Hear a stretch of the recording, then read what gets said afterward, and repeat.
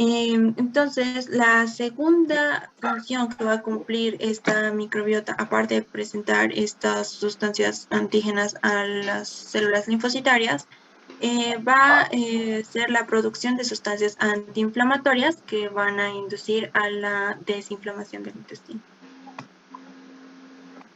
Ahora, la formación de la barrera protectora. Esta, como había mencionado anteriormente con el ejemplo del bebé, es que va a producir una capa de mucus que va a proteger las vellosidades del intestino. Y también esta barrera protectora se constituye por la competencia por nutrientes, es decir, a más cantidad de bacterias que están en la pared del intestino, mayor competencia por la absorción de nutrientes. Entonces, esta competencia va a permitir que se mantengan a raya a los patógenos.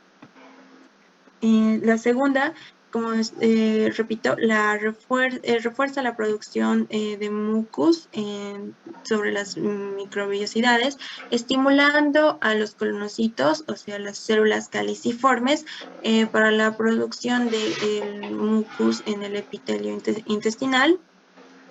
Y aquí quisiera mencionar una especie bacteriana que se denomina Akkermansia muciniphila. Esta es una bacteria probiótica que degrada glucosa principalmente o glicosida los carbohidratos de las mucinas, o sea, el mucus intestinal, y de esta manera destruye los receptores donde se fijan los patógenos en las células, y de esta manera no pueden ingresar ni al tejido ni a la célula. Y por último, favorece la estabilidad de las uniones celulares, y de esta manera se mantiene el equilibrio del tejido que conforma la microvellosidad. Ahora, por último, podemos mencionar sus funciones metabólicas. Como había mencionado, estas se encargan de la degradación de fibras y almidones resistentes que no son digeridos porque nosotros carecemos de las enzimas para digerirlos.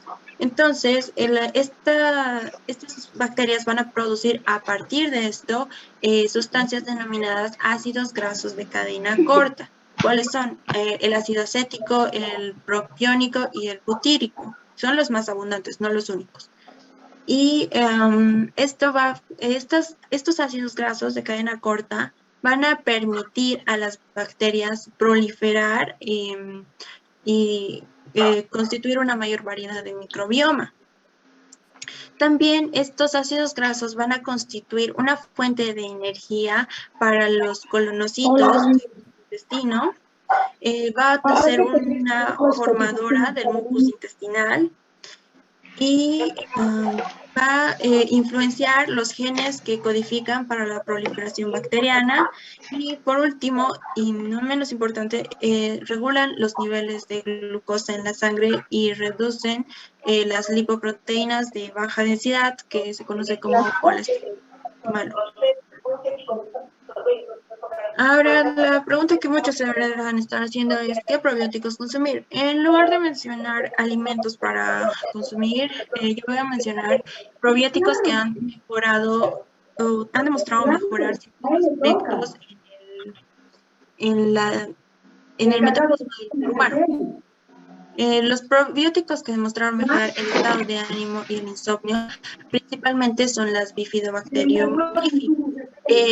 Como dije, estas producen serotonina y al mismo tiempo producen GABA, que es un neurosupresor que induce a la relajación. Por eso estas personas han mejorado su estado de ánimo y su sueño. Luego, los probióticos que demostraron mejorar el estado de energía. Dentro de estos podemos mencionar a los Saccharomyces y los bacilos. La Saccharomyces es una especie de levadura que va a incrementar la producción de noradrenalina, que va a despertar del sueño profundo, y los bacilos incrementan la producción de adrenalina. Ahora, los probióticos que demostraron mejorar los problemas digestivos son el Lactobacillus rhamnosus, que mejora los síntomas asociados a la diarrea y también promueve el pH vaginal. Luego está el Lactobacillus persei y casei, que consumidos en conjunto con el Lactobacillus acidófilos van a promover la asimilación de la lactosa, porque van a promover la producción de lactasa, que es una enzima que disminuye con la edad y promueve el síndrome del intestino irritable. Y la Lactobacillus lactarum es la que tiene más evidencia científica y mejora la permeabilidad intestinal y reduce las alergias en intolerantes. Ahora entramos al tema final, que es la disbiosis intestinal. ¿Qué es disbiosis intestinal? Es la pérdida de bacterias beneficiosas con funciones específicas en la microbiota y la proliferación de bacterias que son potencialmente patógenas y obviamente llegan a causar cierta enfermedad como la Escherichia coli.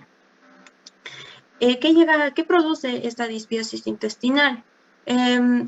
Principalmente llega a producir el síndrome del intestino impermeable, en el cual las células se van a separar y van a permitir la filtración de sustancias tóxicas y también de bacterias dentro del tejido epitelial. La disbiosis intestinal no solo afecta a nivel tisular, o sea, no solo afecta al epitelio, también afecta a diversos ejes como la función cognitiva, afecta a la función metabólica, como voy a mencionar ahora, que se ha relacionado con la obesidad, la microbiota y la obesidad, que es una asociación, no es un causante directo. En un estudio realizado por la Universidad de Yale, a cargo de Frederick Beckett, se demostró en un estudio realizado en ratas de laboratorio con intestinos asépticos, ¿qué quiere decir esto? Que no tenían nada de microbiota en su intestino. Se les realizó primero a los ratones normales, se les alimentó con dietas altas en grasas y carbohidratos, y posteriormente a estos ratones asépticos se les trasplantó materia fecal de estos ratones que han sido engordados. Y los resultados que se obtuvieron es que estos ratones que han sido modificados han incrementado sus niveles de adiposidad, o sea, almacenaban más triglicéridos. Y segundo, han incrementado su resistencia a la insulina y han desarrollado predisposición a la diabetes. Y algunos sí han desarrollado diabetes. Entonces, ¿qué tiene que ver la microbiota en esto?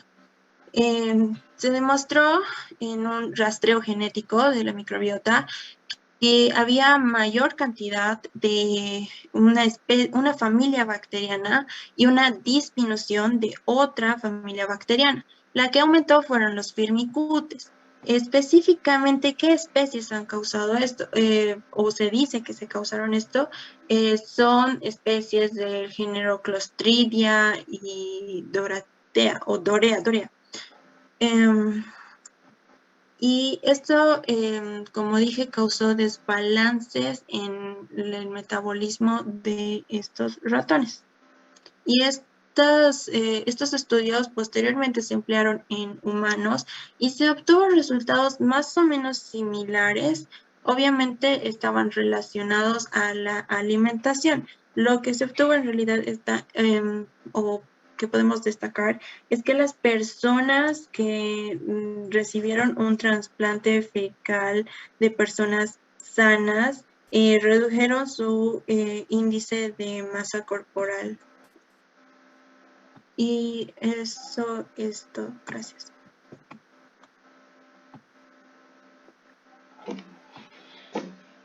Bien, yo voy a continuar con la exposición. Buenas tardes, doctora. Buenas tardes, compañeros. Vamos a empezar a hablar de lo que es la salmonela y vamos a empezar con la clasificación de la misma. La salmonela, esta es una bacteria que pertenece al reino de las bacterias, Filoprotobacteria, el género Salmonella, la especie de la que vamos a hablar es la Salmonella typhimurium y está dentro del orden de los enterobacteriales. La siguiente diapositiva, por favor.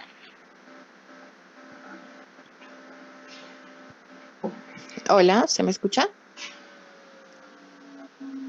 Ya. La morfología... Sí se escucha, más fuerte hablar. Ya. Ahora sí, respecto a la morfología y la identificación, esta es una bacteria del tipo bacilo, es una gram negativa, es flagelada, el tamaño aproximado es de los 0.5 a los 1.5 micras de ancho por 2 a las 5 micras de largo. Esta es una bacteria resistente a los ácidos biliares, por ende es acidófila, es bastante móvil precisamente a los flagelos por lo que está compuesta y es un anaerobio facultativo. La siguiente, por favor, vamos a hablar un poquito más acerca de la estructura de la misma. Esta posee una membrana plasmática que está rodeada de una pared celular de peptoglucano y otra membrana plasmática externa. Como toda bacteria, esta no tiene un núcleo definido y se va a movilizar gracias a la presencia de estos flagelos. Vamos a dar énfasis un poquito más a la membrana externa, ya que juega un papel importante, porque en ella se van a producir cadenas proteicas que van a reconocer los receptores específicos en la superficie de las células epiteliales del intestino, y de esta manera se va a dar la adherencia de las mismas a la pared intestinal.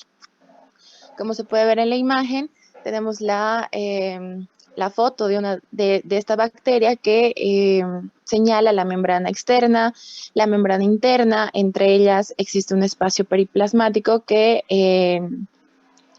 da todo lo que es la envoltura, ¿no? Y tenemos el ejemplo también de uno de los flagelos.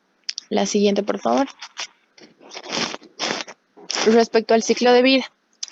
La Salmonella typhimurium se va a reproducir por bipartición o por fisión binaria, es decir, la única célula que está conformando a este organismo se va a dividir en dos por constricción.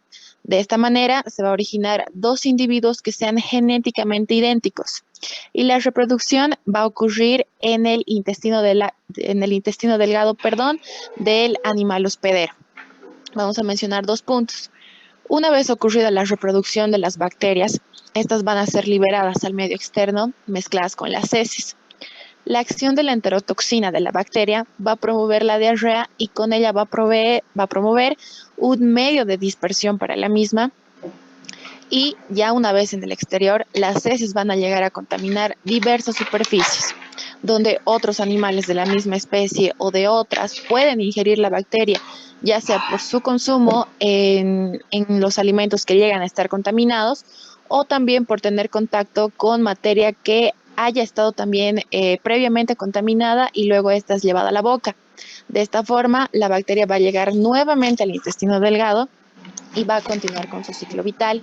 Como se puede ver en la imagen, también es importante mencionar que esta bacteria no tiene preferencia por un solo tipo de especie. Esta puede encontrarse en animales que sean domésticos, animales que no sean domésticos, hasta llegar al ser humano, como se puede ver en la imagen. En este caso, la ingestión se le va a dar por la vaca, que puede llegar a producir una enfermedad sistémica o una entérica.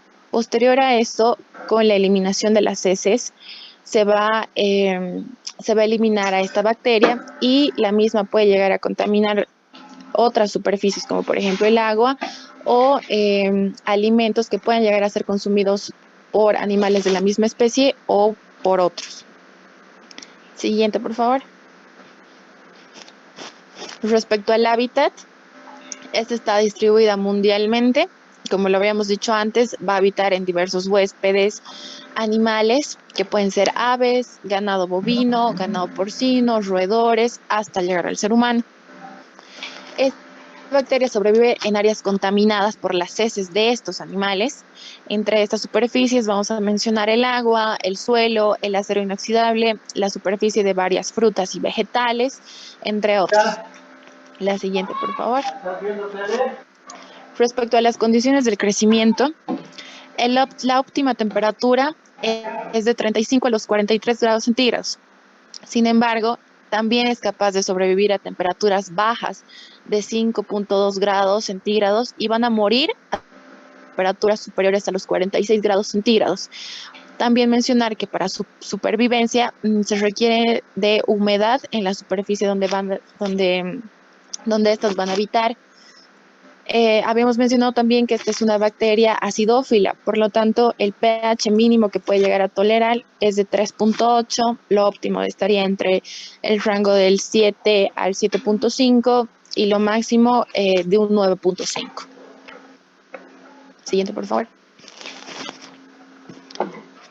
En cuanto a las vías de transmisión, como origen básicamente esto está en las explotaciones avícolas y las ganaderas, precisamente por una inadecuada manipulación de estos alimentos y de los derivados de estos alimentos. Mayormente la contaminación es de origen fecal durante los procesos de obtención, aparte de que también existe la contaminación endógena en los huevos. Todo esto por un proceso que tenga una falta de higiene y también una inadecuada manipulación de los alimentos. Existen 3 puntos, los vamos a mencionar. Es la contaminación cruzada, que se da prácticamente en los mataderos, en las fases posteriores de la transformación de estos alimentos y después en la preparación y el cocinado de los alimentos en el hogar.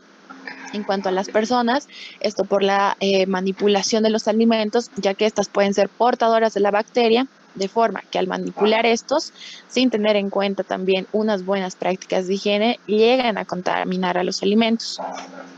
Y el agua que también puede llegar a estar contaminada y se va a transmitir esta mediante el riego que se vaya a dar a las frutas, a las verduras, etc. Siguiente, por favor. Respecto a los tipos de infección provocadas por esta bacteria, vamos a mencionar 3.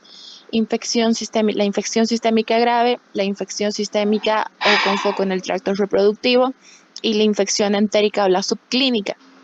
La infección sistémica grave afecta a individuos inmunológica y fisiológicamente normales y la transmisión en esta va a ser fecal oral. La infección sistémica con foco en el tracto reproductivo afecta principalmente a aquellos animales que estén preñados o en puestas como las aves, por ejemplo. Estas pueden llegar a producir abortos, retraso del crecimiento y también una enteritis en aquellos animales que sean muy jóvenes. La transmisión en esta va a ser transuterina o transovárica y también puede darse de manera fecal oral.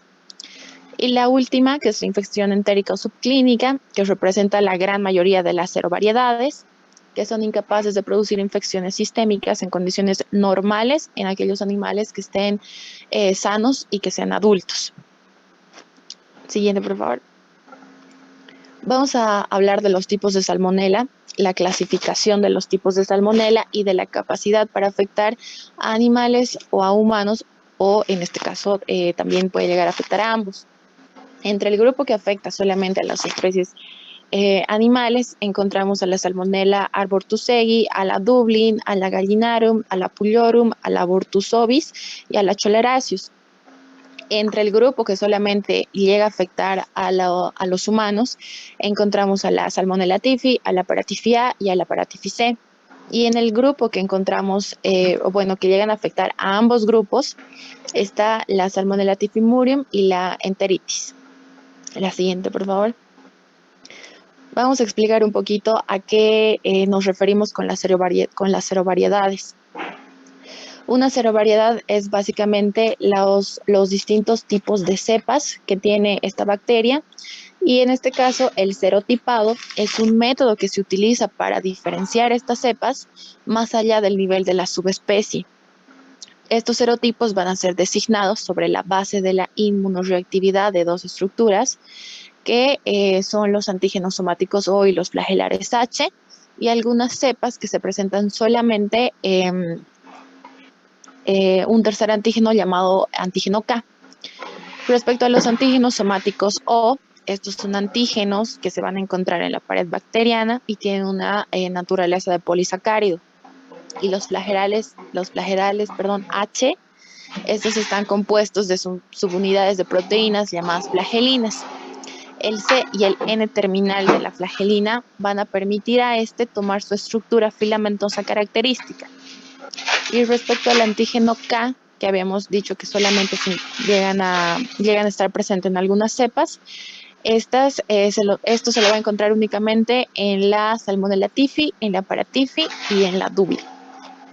La diversidad que existe en estos dos antígenos va a permitir la designación de más de 2.500 serotipos, de los cuales solamente 50 son regularmente aislados en el ser humano. Siguiente, por favor. Vamos a hablar un poquito más acerca de la Salmonella typhi y de la Paratyphi, que son las especies que afectan más a los seres humanos. La typhi es una infección multiorgánica que se va a caracterizar por una fiebre prolongada.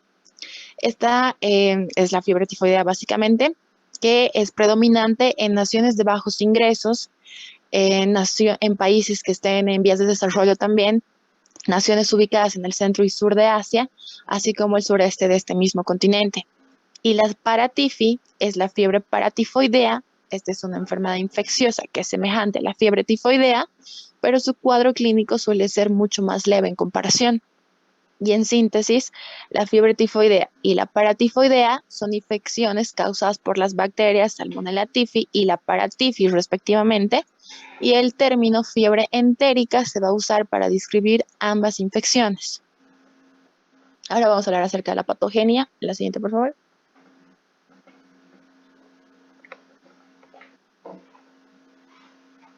Ya, ahí tenemos un video y vamos a tratar de sincronizar respecto a los puntos que vamos a ir mencionando. Dale play a mí, por favor. Bien, respecto a la patogenia, la secuencia de eventos que van a determinar la patogénesis de la salmonela va a incluir la adherencia a la superficie de la célula epitelial, posteriormente la invasión de la bacteria al interior de la célula hospedera.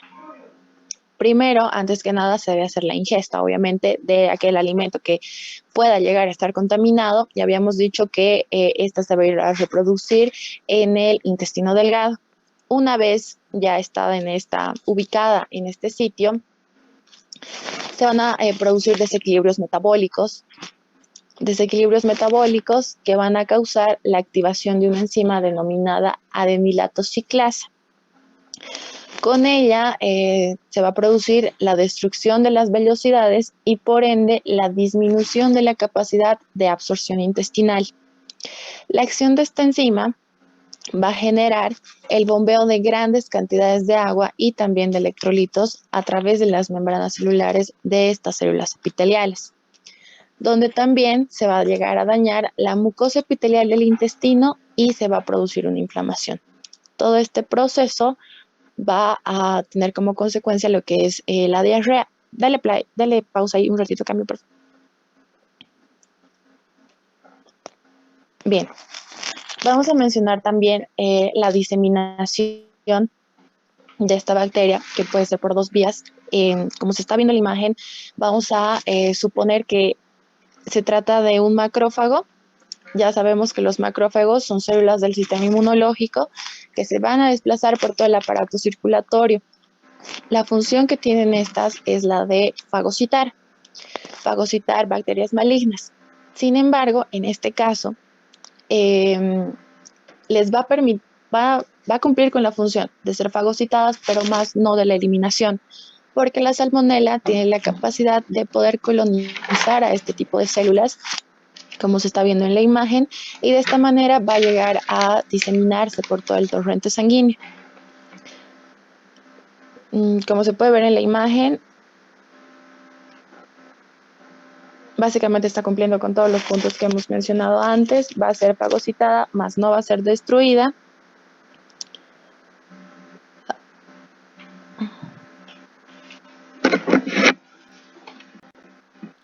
Y habíamos dicho también que se va a producir la destrucción de las vellosidades, por ende se va a disminuir la capacidad absortiva de estas células, en este caso de las células epiteliales que nos estaba mostrando en la imagen anterior.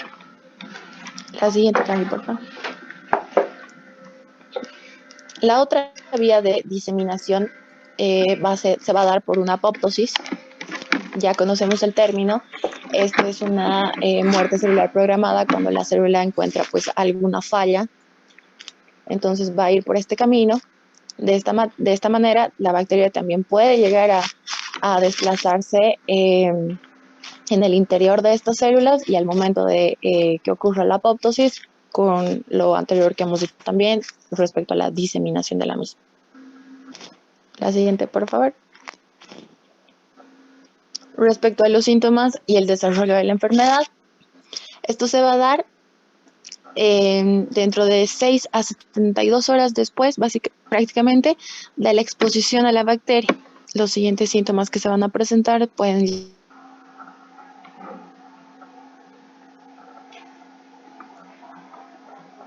Estos síntomas van a durar de 4 a 7 días aproximadamente y el desarrollo de la enfermedad va a depender de las condiciones del hospedero, en este caso de los pacientes, de la dosis ingerida y de la cepa de la bacteria específica, porque habíamos dicho que la tifus suele tener un cuadro clínico más complejo en comparación de la paratifia. Entonces, la segunda semana se van a presentar otros síntomas adicionales que implican palidez, sudoración y también un síndrome tífico. Hay que tener especial cuidado en niños, ancianos y en personas que sean inmunodeprimidas, ya que pueden presentarse cuadros severos por deshidratación, esto debido a la diarrea, que pueden llegar a causar la muerte. Entonces, en los casos más graves, en los más complejos, que se presentan a partir de las 3 semanas, esto puede generalizarse cuando la bacteria invade la sangre, puede llegar a producir una septicemia. Por eso es muy importante empezar con un tratamiento óptimo. La siguiente, por favor.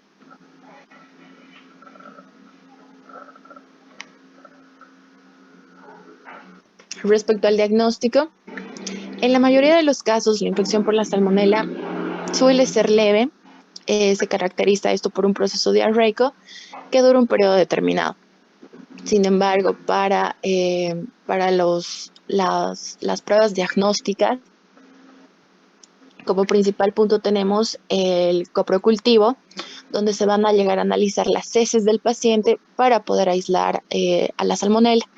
También se puede optar por un frotis rectal, que resulta de gran utilidad una vez haya finalizado el tratamiento para poder reconocer a aquellos individuos que resulten ser portadores crónicos de esta bacteria, aunque entre estos dos el que se prefiere con más frecuencia es solamente el coprocultivo.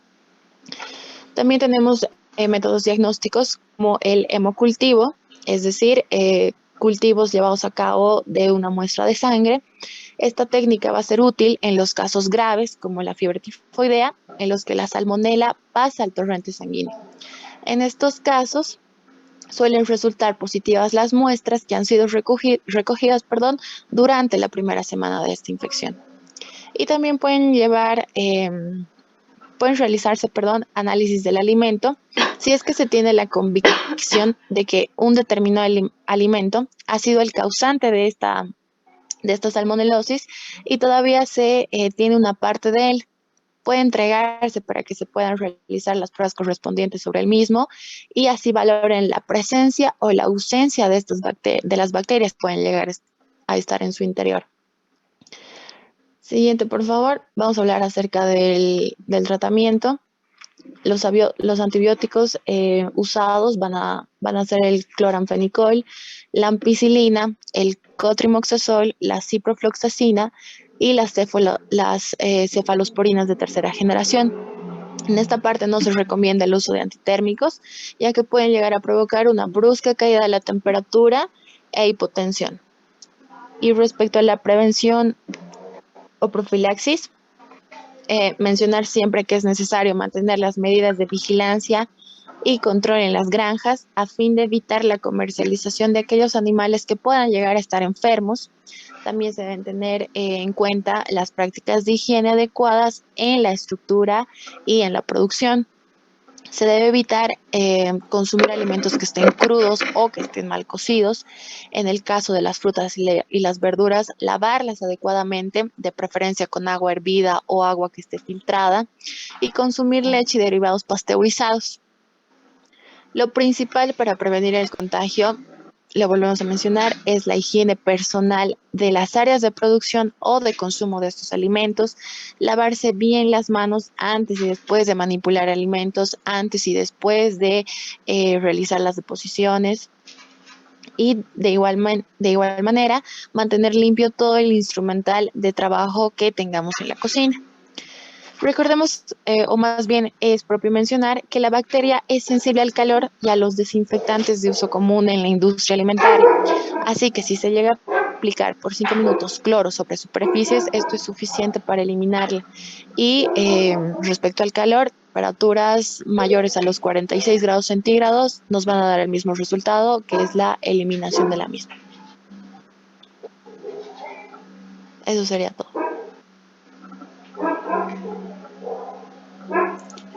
Yo voy a hablar sobre el rotavirus. En cuanto a su clasificación, pertenece al género de la familia Rheoviridae, que contiene un genoma segmentado de doble cadena. Siguiente, por favor.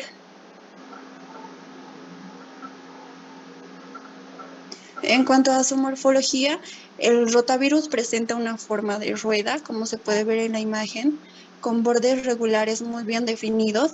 Este es un virus no envuelto que mide aproximadamente entre 65 a 70 nanómetros de diámetro.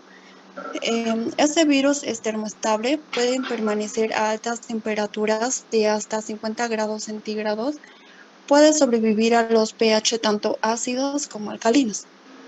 En cuanto a su estructura, tiene un núcleo que contiene ARN, también contiene una cápside que tiene una triple membrana. Su membrana externa está compuesta por proteínas estructurales que son el BP4 y la BP7. Su membrana media está compuesta por la proteína BP6 y su membrana interna está compuesta por la proteína BP2, BP1 y la BP3. Siguiente, por favor. En cuanto a su replicación del rotavirus, todos los virus necesitan de una célula para invadir y llevar a cabo su proceso de reproducción. Entonces, las partículas del virus interceptan a los receptores de las células diana, que van a ser los eritrocitos o las células del intestino delgado. Pueden ser por dos vías. Entran por endocitosis a través de las proteínas BP4 o por penetración directa por la proteína estructural BP7. Luego se repliegan en el citoplasma de los eritrocitos y se despliegan y liberan en grandes cantidades hacia la luz intestinal y van a ir a invadir a otras células sanas. Siguiente, por favor.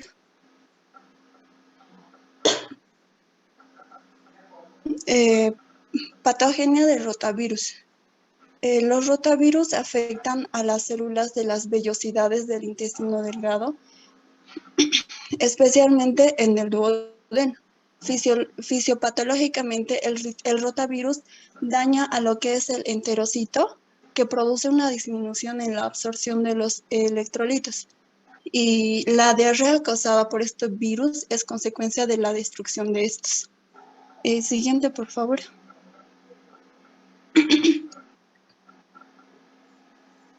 En cuanto a su transmisión, se transmite por vía fecal oral.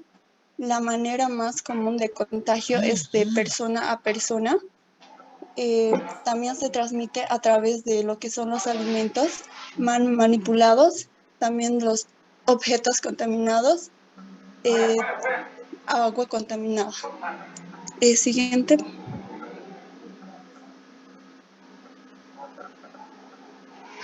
En cuanto a sus manifestaciones clínicas, su periodo de incubación es inferior a 48 horas y durante este periodo no presentan los síntomas. puede ser asintomático o sintomático. Presenta lo que son las diarreas, vómitos, son los más característicos. También está la fiebre, la deshidratación, dolor de estómago, dolor de cabeza, disminución de orina y resequedad de la boca. Siguiente. En cuanto a su diagnóstico, son útiles los antecedentes epidemiológicos, como la estación del año, si ha estado en contacto con personas infectadas. También se puede diagnosticar a través de los síntomas que presenta, también a través de lo que es la serología, que son muestras de ELISA para investigar si tiene antígenos en las heces. Siguiente, por favor.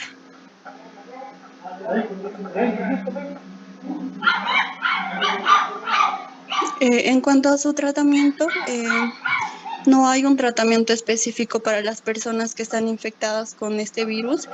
El mejor de los casos más graves, es indispensable reponer lo que son los líquidos y los electrolitos. Y también se puede tratar con antipiréticos, analgésicos, para mejorar el cuadro clínico. Y siguiente.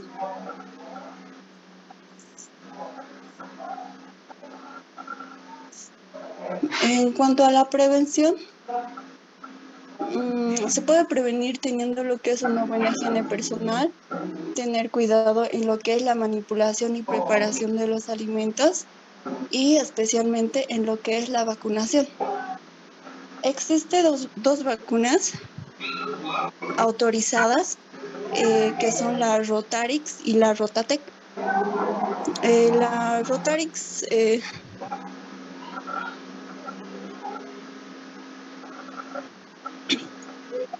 la Rotarix se administra por vía oral, son 2 dosis, y la Rotatex también se administra por vía oral y son 3 dosis. Esto se administra el Rotarix se administra a los 4 y 6 meses y la Rotatec al 4, 6 y 2, 4 y 6 meses. Y siguiente, por favor. En cuanto a la Shigella, en cuanto a su clasificación, pertenece a la familia Enterobacteriae, clase Gramma Proteobacteria, del género Shigella. Existen 4 variedades de Shigella. Uno es la Shigella dysenteriae, que contiene 12 serotipos. 2, la Shigella flexneri, contiene 6 serotipos. La Shigella boydii, que contiene 23 serotipos. Y la Shigella sonnei, que contiene un serotipo. En cuanto a su morfología, esta tiene formas de bacilo, tiene una pared bacteriana hecha de peptidoglucano, en su interior tiene un citoplasma, ribosomas e información genética. Es inmóvil porque carece de flagelo, es gram negativa, también es anaeróbica facultativa. Esto quiere decir que puede sobrevivir tanto en condiciones aeróbicas como en condiciones de falta de oxígeno. También es apto en temperaturas de 37 grados centígrados, en un pH de 7.6 y 7.8. En su interior tiene fragmentos circulares de ADN denominados plásmidos. Los plásmidos, como dije, son fragmentos de ADN que la bacteria utiliza para crear su toxina. Esto para poder sobrevivir al ataque del sistema inmune o los ataques de los antibióticos. Siguiente, por favor. Su ciclo es el único reservorio de esta bacteria, es el ser humano, perdón. Cuando penetra en el sistema digestivo del ser humano, puede tolerar los ácidos gástricos. Una vez en el interior del nuevo hospedero, las bacterias se fijan a las paredes del intestino delgado y comienza a reproducirse asexualmente por fisión. Durante este periodo no hay manifestación clínica de la enfermedad. En el citoplasma de las células del epitelio, la bacteria se multiplica y se propaga a otras células, causando muerte tisular. Durante el tiempo de la permanencia de la bacteria en el hospedero, algunas bacterias se van a liberar con las evacuaciones y pueden llegar a colonizar a una nueva persona para iniciar un nuevo ciclo. Siguiente, por favor.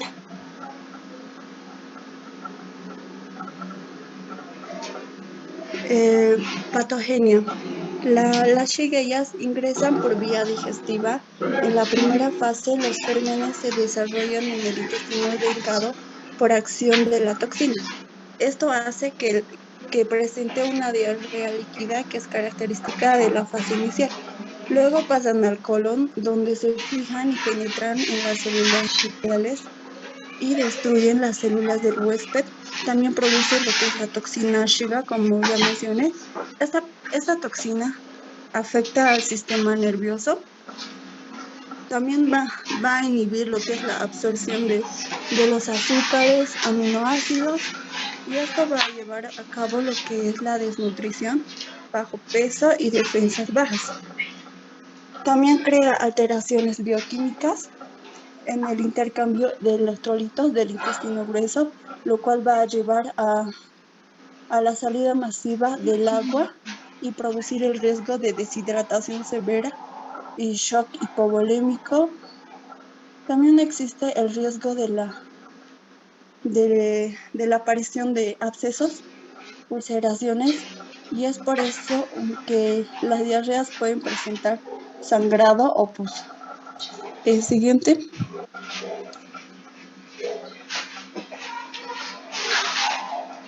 En cuanto a su sintomatología, puede presentar lo que es la fiebre, diarrea, náuseas, vómitos.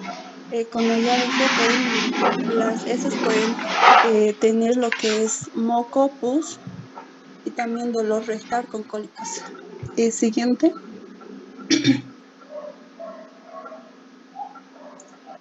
En cuanto a su transmisión, el único reservorio es el ser humano. Esa transmisión se da por vía fecal oral, puede ser por contacto directo con personas infectadas o indirecto por lo que son las aguas contaminadas, faltas de higiene, verduras y frutas provenientes de lo que son huertas donde realizan el riego con aguas servidas. Siguiente, por favor. En cuanto al diagnóstico, se realiza por lo que es tinción de Gram, muestra de heces, muestra de sangre y también otras pruebas para detectar otras causas. Siguiente, por favor.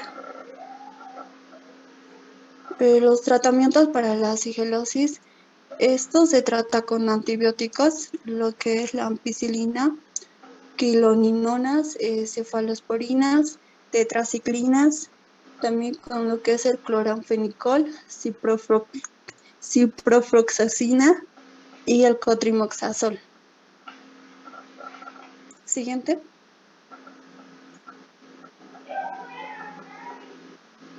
En cuanto a su prevención, se debe usar lo que es el agua potable para el consumo y la preparación de los alimentos, el lavado de los alimentos que consumimos crudos. También se debe limpiar muy bien lo que son las superficies con antisépticos y los objetos que se les dan a los niños. También el lavado de manos, la limpieza de tanques de agua. Las personas infectadas no deben manipular los alimentos hasta que realicen su tratamiento correspondiente. Eso sería todo. Doctora, para las recomendaciones preparamos una dramatización y ahora la voy a compartir. Ya, con calma, por favor, las recomendaciones y conclusiones. Preparamos un video, doctora. Ya, pero que se vea bien. Sí, sí.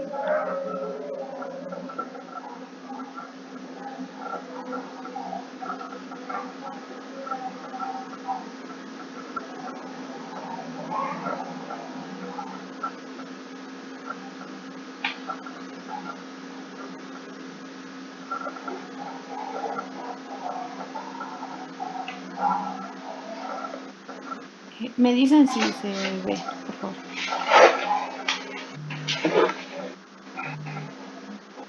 ¿Se ve? Sí, se ve. Va. Esta reporta noticias de último momento en la Universidad Mayor de San Simón se han registrado 80 casos de intoxicación por consumir pollo en el estado. En consecuencia, varios estudiantes se encuentran hospitalizados porque han contraído salmonela. Vamos contigo, Adriana.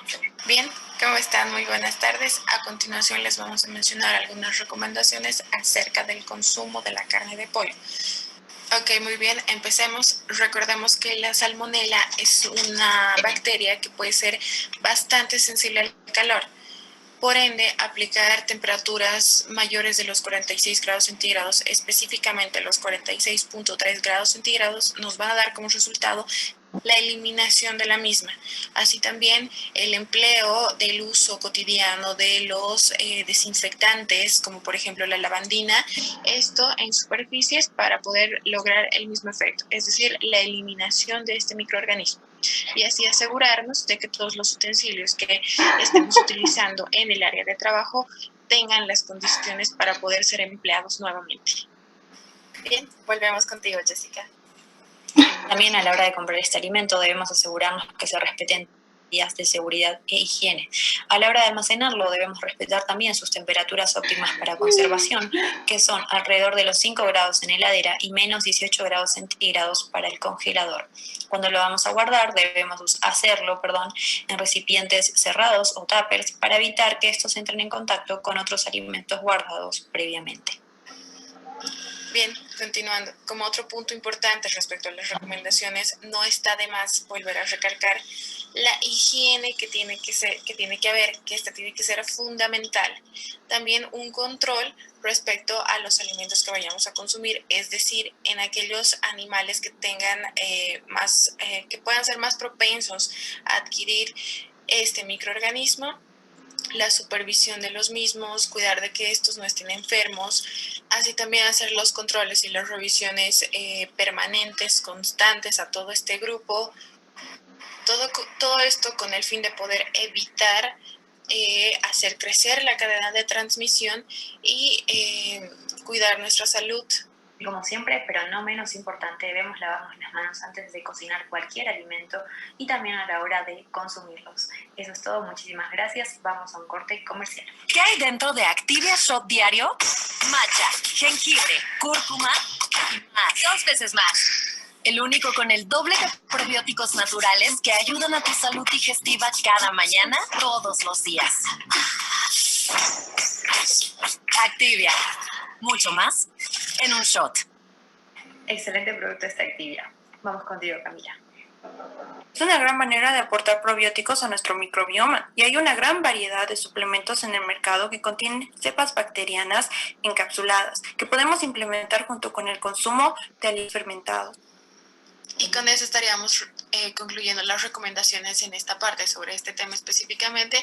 Esperamos que haya sido de utilidad para todos los que nos están escuchando.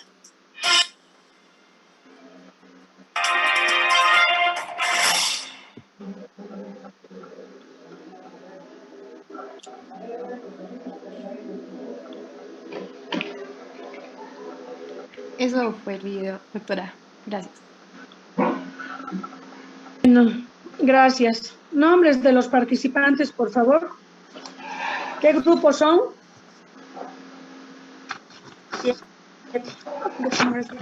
Y 6 fusionados. Grupo Pérez Flores Sonia. Sí, ¿En qué grupo has estado? expuse con el 7. Tema de exposición. Rotavirus y Shigella. ¿Qué parte has dado tú? Te estoy preguntando. Rotavirus y Sí, rotavirus y Shigella, doctora. ¿Qué parte del rotavirus y de Shigella? todo, O concreto. todo.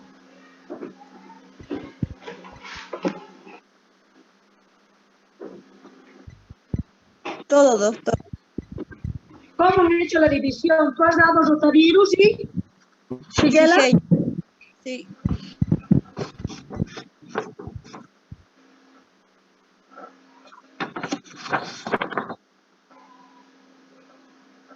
Ya.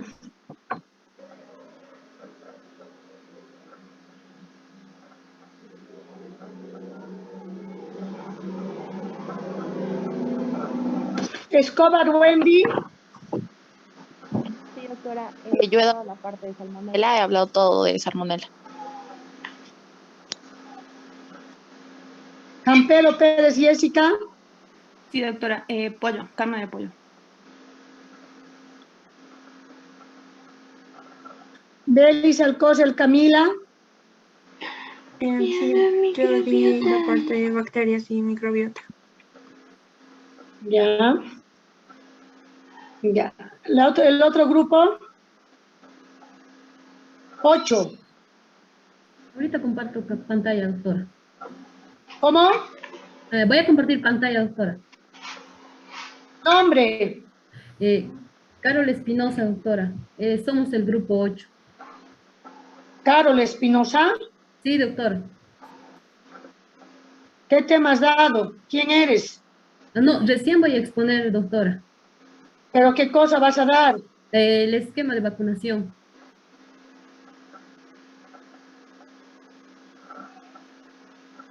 ¿Con quién más eres? Estamos con Luisa Baiceras, Andrade, Kimberly Andrade, Daniela Barcaya y Brando.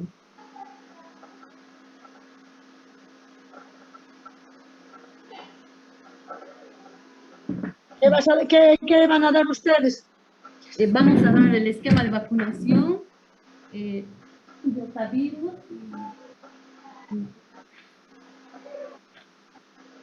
Me está diciendo que el rotavirus ha hablado la otra señorita.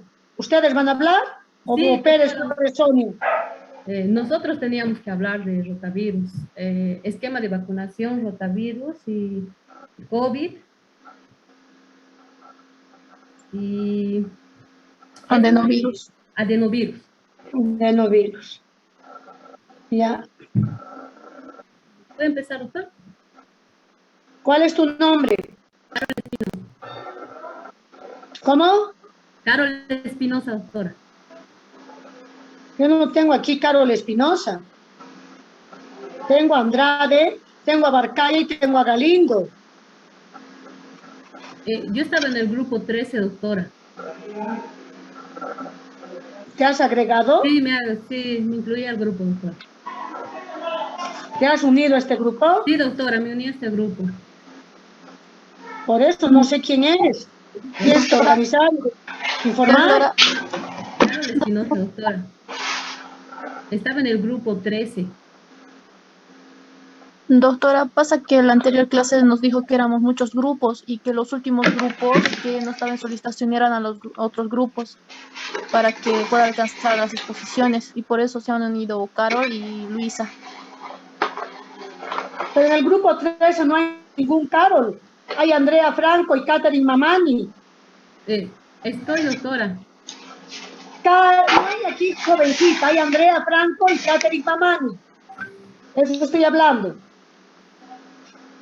Aquí no hay ninguna Carol. En el grupo 11 no hay Carol. Hay Luisa, Erika, Rodrigo.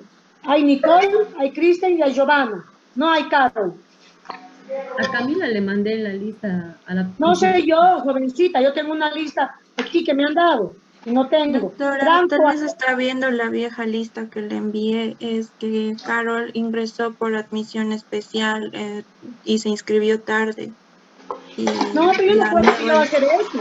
Eso para mí ya no, No, ya no le existe. envié una nueva lista después de Pero no eso. puedo estar leyendo a cada rato, Kabila, las listas. Yo tengo la lista y aquí sacada, impresa.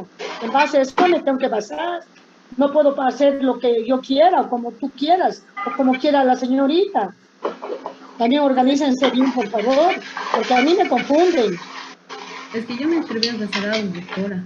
No sé, no estás en este grupo. Yo no, da otro tema acá. En este grupo no estás. Aquí está Kimberly Andrade, Rosario Barquera y Ivo Galindo. ¿Están o no están? Primero para empezar. Sí, doctora. Ya empiecen entonces los tres. Doctora, Doctora, ¿no voy a exponer? ¿Cómo? ¿No voy a exponer, doctora? No, en este tema no va a exponer, su jovencita, expondrá en otro tema. En este tema no. Disculpe, doctora, ¿cuál es la complicación de no dejar participar a mi compañera? Porque ¿Podría no tengo añadirle las listas manualmente? oficiales. ¿Quién me habla? Identifíquese quién me habla y ponga su video. ¿Quién me habla? Porque si no veo fantasmas. Pongan su video la que quiere hablar. Yo tengo el grupo hoy día 8. Andrade, Zurita, Kimberly, Barcaya, Cruz, Daniela, Galindo, García, Brandon. Eso tengo. Si pueden doctora, empezar, por favor. disculpe, yo soy Luisa Baixeras. Y la anterior clase yo también le había mencionado que no tenía grupo porque era en el 11 y nos dijo que nos agreguemos a los grupos que quedaban, ¿no? El 8, 9 y 10 para las exposiciones. ¿Cuál es tu nombre? Luisa Baixeras. Sí, te puedes unir. Tú sí estás registrada, puedes unirte. Ya, gracias. ¿Estás unido también a este grupo, al virus? Sí, estoy en este grupo. ¿Y a tu nombre? Luisa Baixeras.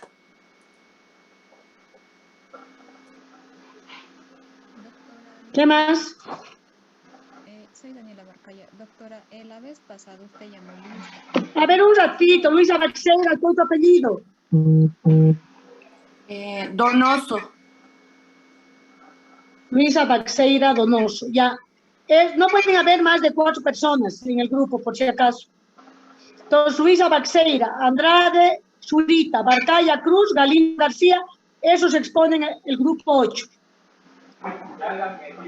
Esta señorita del grupo 11 se está agregando al grupo 8.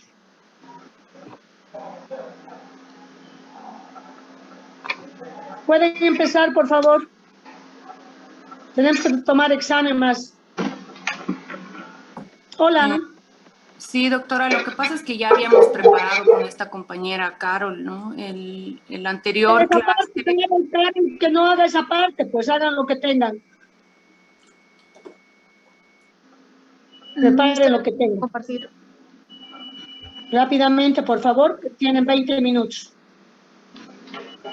El anterior grupo ha copado hartísimo, pero era un tema más largo también. Esto es concreto. Se van presentando cada una, ¿ya?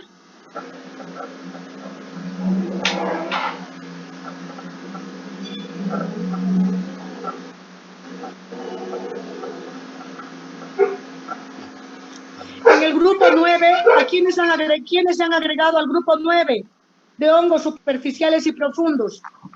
¿Quiénes están en el grupo 9? Erika Galvez, doctora. Erika ¿Cómo? Galvez. Erika ¿De qué Galvez. grupo eres? Estaba en el 11. Erika Galvez. Sí, doctora. Erika Kelly Galvez, ¿no? Sí, doctora. Sí, puedes agregarte al grupo 11. Está bien, doctora, gracias. Erika Kelly Galvez, ¿no? Sí, doctora. Y al grupo 11 también eres. Yo también soy del grupo 11, doctora. ¿Tu nombre? Camila Rodríguez Lazarte. No, no estás en el grupo 11. Está Luisa Baxeiras, Galvez Erika y Rodrigo Vargas. Ese es el grupo 11. Yo soy del 12, doctora. ¿Y dónde te has agregado? Al 9, al de hongos. ¿Qué te llamas? Giovanna Villegas Calle. ¿Cómo? Giovanna Villegas Calle. Villegas Calle, Giovanna. Sí. Doctora Cristian Un Obando. ratito.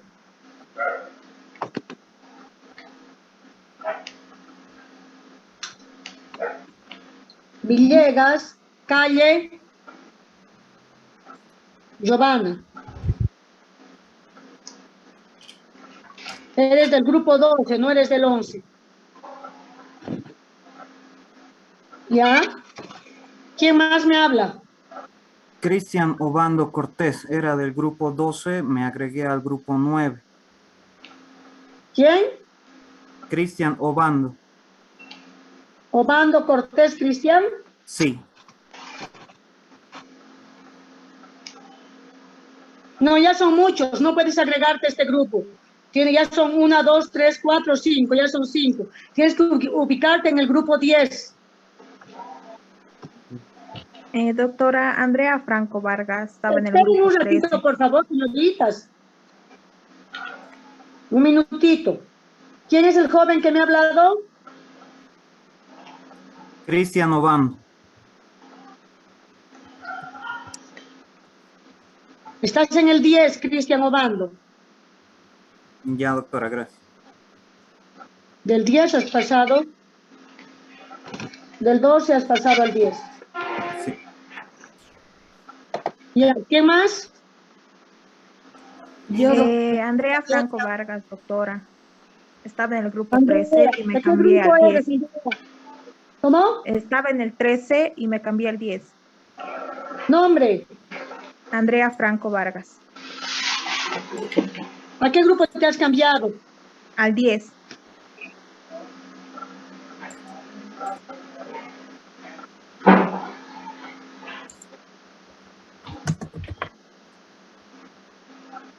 Estabas en el 13, ¿no?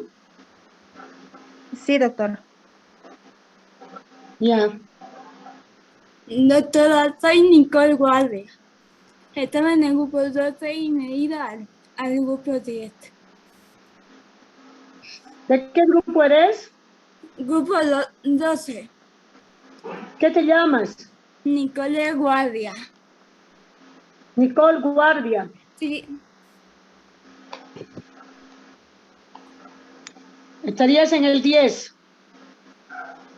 Doctora. Esperen un rato, por favor. Esperen un rato. Nicole Guardia, Nicole Guardia del grupo 12 se está agregando al grupo 10 también. Yo, doctora. Disculpe. Nombre. Daniela Paniagua. Estaba en el grupo 13 y ahora estoy en el 10 también. ¿Qué nombre? Yo también. Daniela Paniagua Laredo. No tengo ese nombre. Daniela Paniagua no tengo en el 10, en el 13. No, entonces en el 14. No hay 14. No, entonces esos son casos especiales. Hablen con Camila. Esos son los que yo tengo, los que tengo en la lista. Hablen con Camila. En el grupo 9, doctora. O en la lista vieja, en el grupo 9. No hay aquí, jovencita. Empezaremos, por favor, con coronavirus.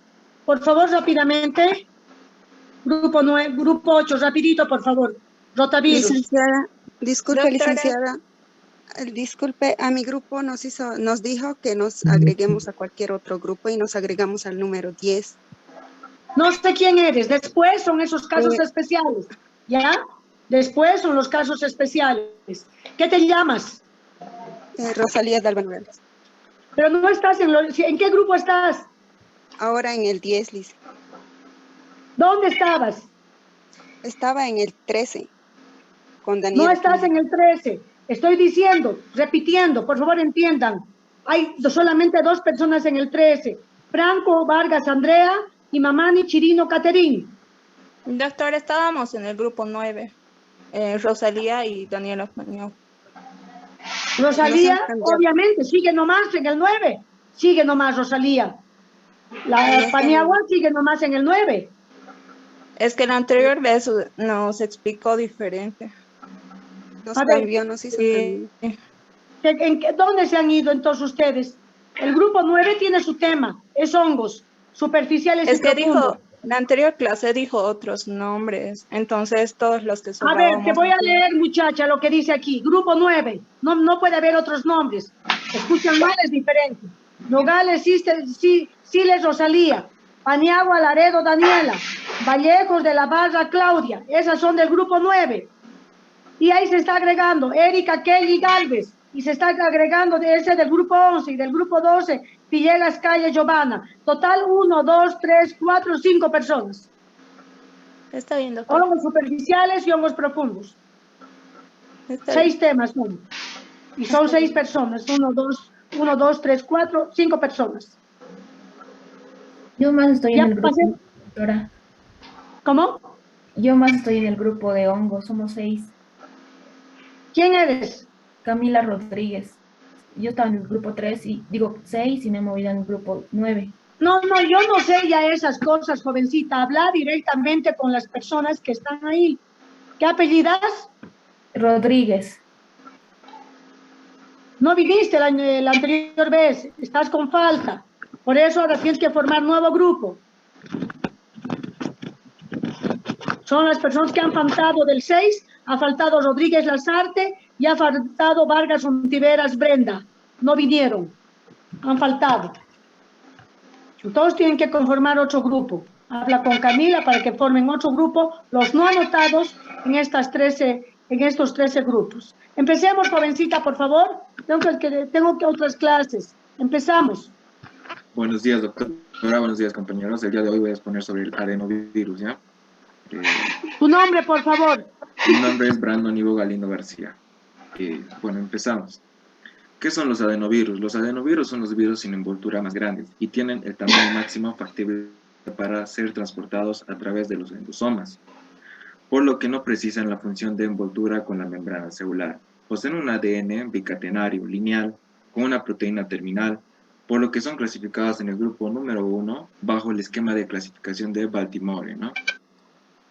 Los adenovirus son un grupo de virus que pueden infectar las membranas, órganos o tejidos de revestimiento, por ejemplo, las vías respiratorias, los ojos, los intestinos, las vías urinarias y el sistema nervioso, ¿no?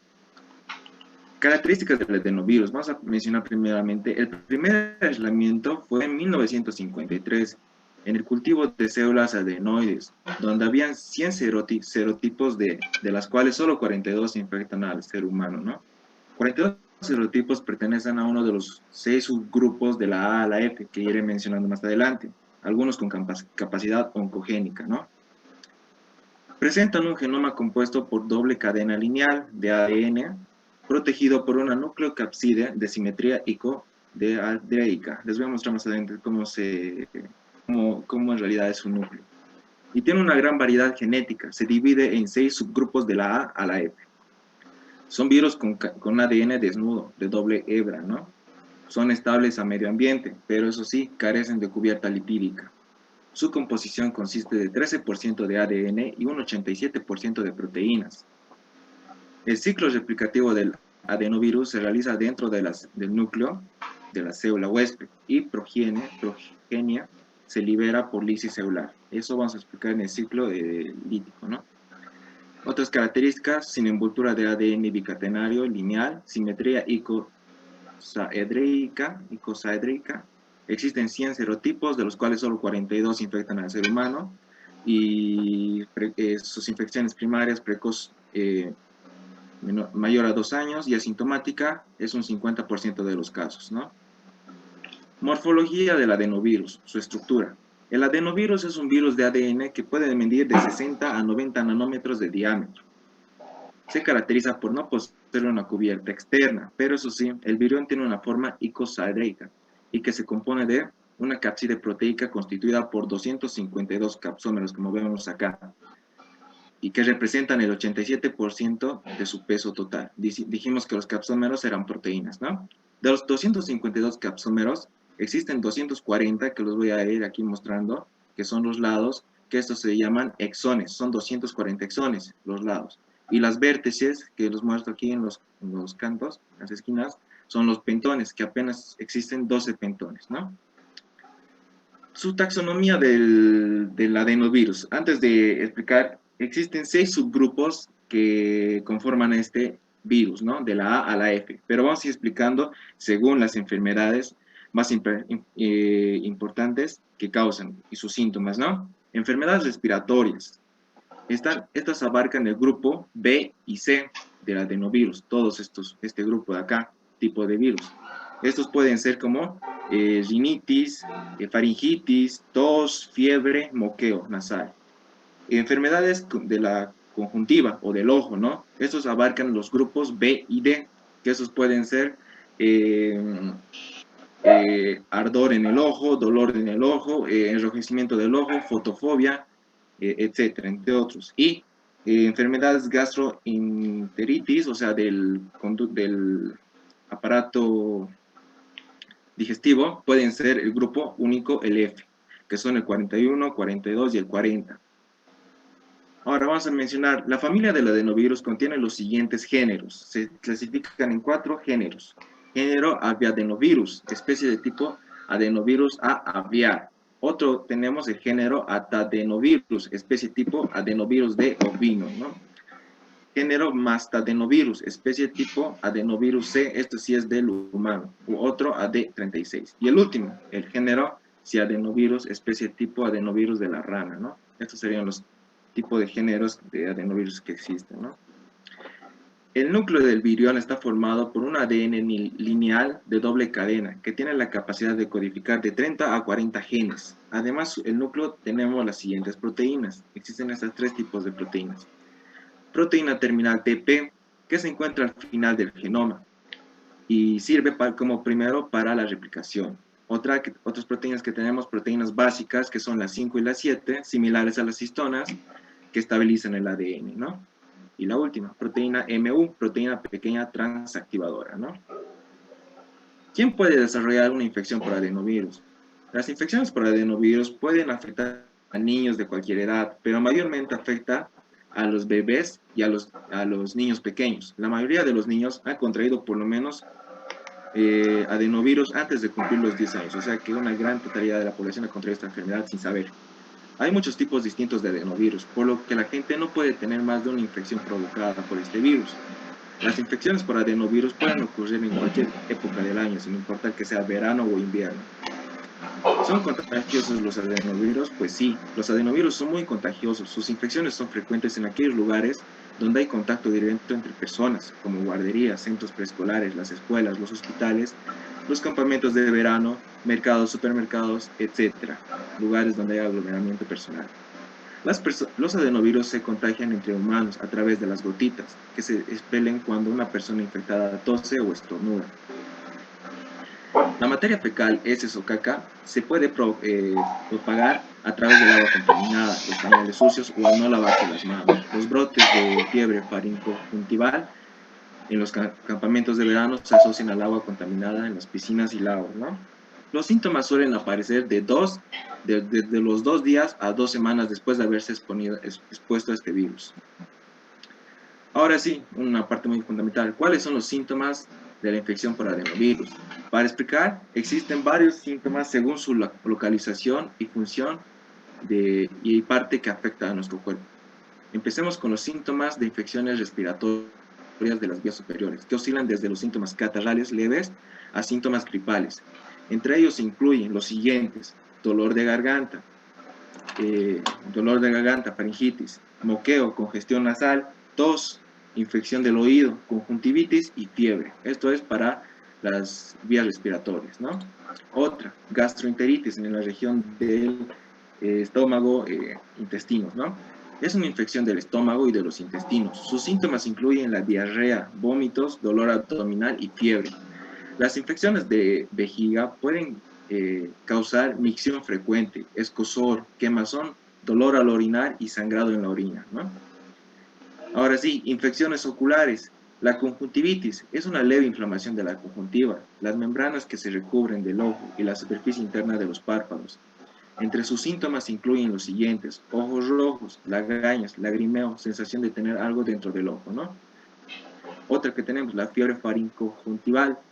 causa un intenso enrojecimiento ocular, fuerte dolor y fiebre, moqueo nasal, ganglios linfáticos inflamados. La queratoconjuntivitis es una infección de mayor gravedad que afecta tanto a la conjuntiva como a la córnea. La parte anterior y transparente del ojo. Causa enrojecimiento ocular, fotofobia como mencioné hace rato, sensibilidad a la luz, visión borrosa, lagrimeo y dolor, ¿no?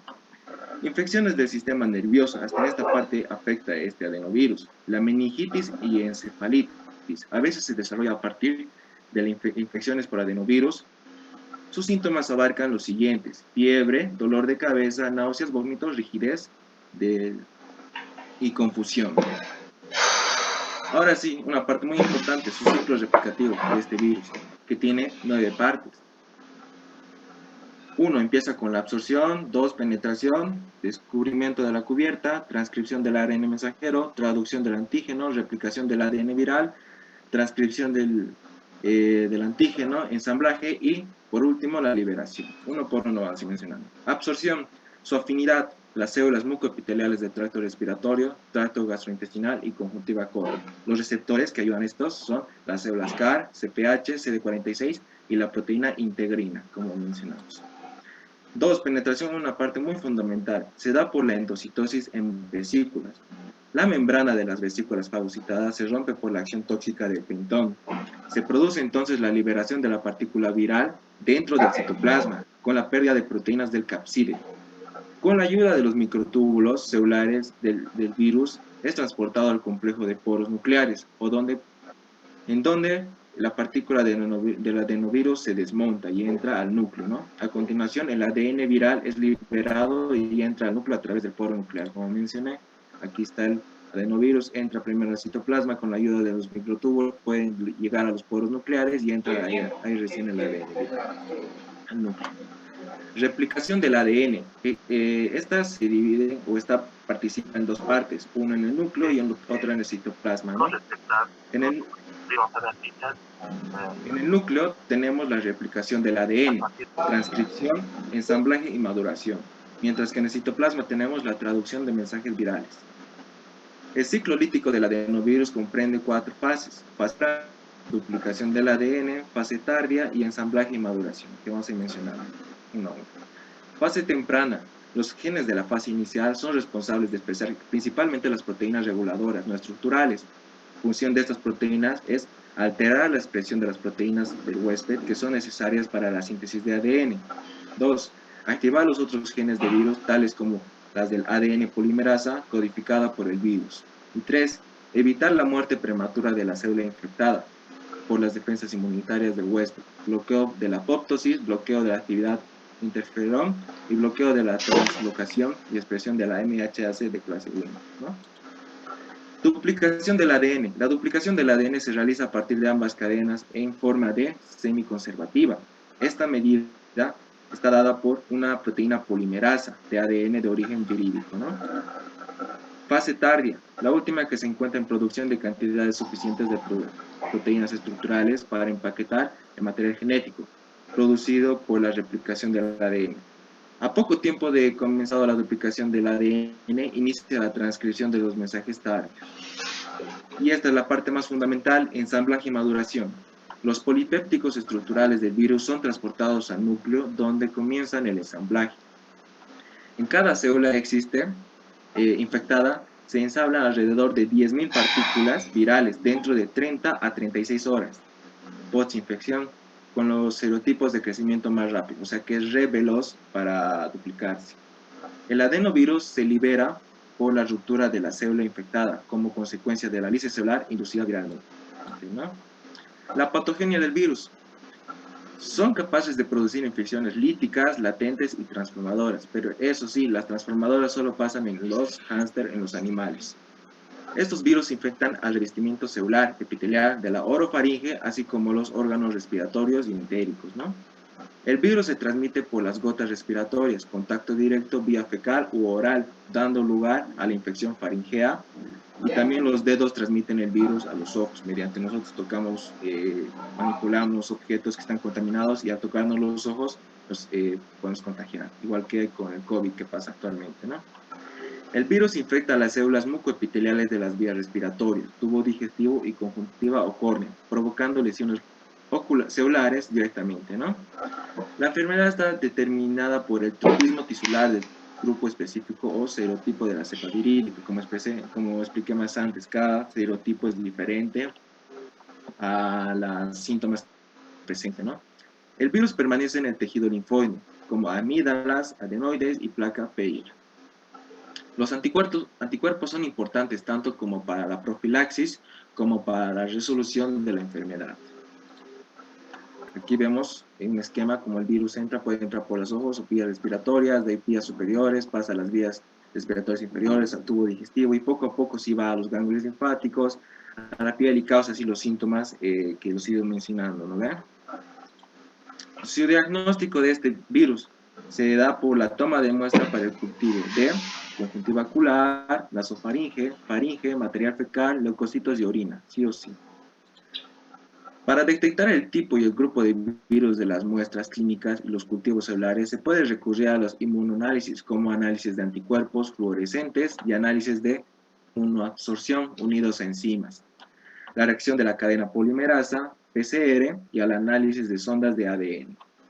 Se utilizan para identificar los serotipos entre 40, 41 y 42 del adenovirus, que no crecen en los cultivos celulares habitualmente, ¿no? Tratamiento y prevención y control. No existe un tratamiento conocido para una infección por adenovirus. Se han utilizado vacunas orales vivas para prevenir las infecciones como adenovirus de los tipos 4 y 7 en personal militar. Pero eso sí, no se utiliza en la población civil. Lo que sí se recomienda es un lavado cuidadoso de las manos, reducción de la coloración de las aguas en las piscinas. Un tratamiento que se le puede dar a la persona infectada y la mayoría de las infecciones por adenovirus mejoran por sí solas.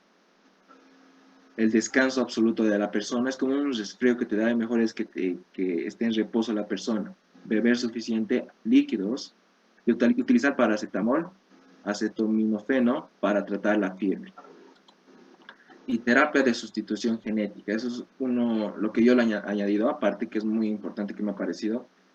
Los adenovirus se han utilizado y se están considerando para usarlos en las más aplicaciones de transmisión de genes, para el tratamiento de diversas enfermedades humanas como inmunodeficiencias, fibrosis quística, enfermedades de almacenamiento de lisosomas e incluso el cáncer.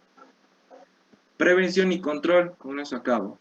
Lavado cuidadoso de manos, sí o sí, por más que no haya existido, no existe este virus, existen millones de bacterias y enfermedades que por no lavarnos las manos nos podemos contagiar. Las superficies ambientales desinfectar con hipoclorito de sodio, asepsia estricta durante exploración ocular, ya que nos podemos contagiar por ahí. Precaución con el tipo de agua y alimentos que estén contaminados. Obviamente saber de dónde provienen estos alimentos, y sí o sí desinfectar. Y desinfectar siempre los alimentos antes de consumirlos. Bueno, doctor, eso sería mi parte.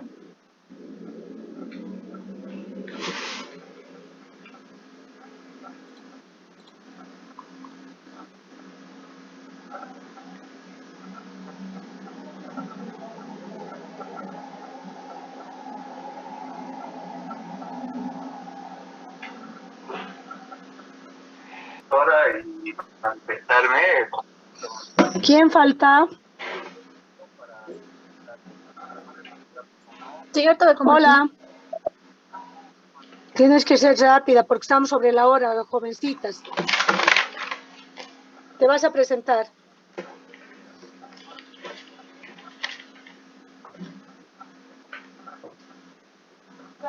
Primero voy a hablar con el doctor Cosito porque es un hermano que